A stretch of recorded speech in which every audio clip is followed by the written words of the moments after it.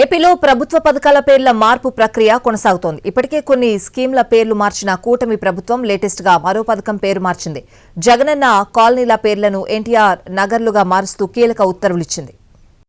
ఏపీలో కూటమి ప్రభుత్వం అధికారంలోకి వచ్చాక పలు స్కీమ్ల పేర్లను మారుస్తోంది. వైసీపీ హయాంలో స్కీమ్లకు పెట్టిన పేర్లను తొలగించి కొత్త పేర్లు పెడుతోంది. నవరత్నాలు, పేదలందరికీ ఇళ్లు పథకంలో భాగంగా వైఎస్ఆర్ జగనన్న కాలనీల నిర్మాణాన్ని గత ప్రభుత్వం చేపట్టింది. అయితే ఈ కాలనీల పేర్లను మారుస్తూ ప్రస్తుత కూటమి ప్రభుత్వం నిర్ణయం తీసుకుంది. జగనన్న కాలనీల పేరును పీఎంఏవై ఎన్టీఆర్ నగర్గా మార్చింది. దీనికి సంబంధించి ఉత్తర్వులు జారీ చేసింది ఏపీ ప్రభుత్వం. సాధారణంగా ఎన్నికల వేళ ఇచ్చిన హామీలకు అనుగుణంగా పార్టీలు స్కీమ్లను పెట్టి వాటి అమలు సమయంలో పేర్లను పెడుతూ ఉంటాయి.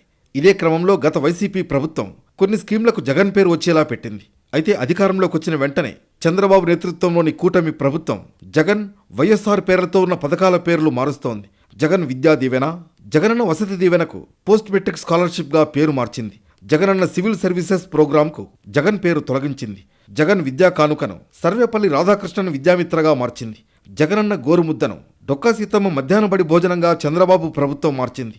జగనన్న ఆణిముత్యాల స్కీమ్కు అబ్దుల్ కలాం ప్రతిభా పురస్కారంగా నామకరణం చేసింది. అలాగే అమ్మఒడి తల్లికి వందనం అయింది. తాజాగా జగనన్న కాలనీలు పీఎంఏవై ఎన్టీఆర్ నగర్లుగా మారుస్తూ ప్రభుత్వం ఉత్తర్వులిచ్చింది.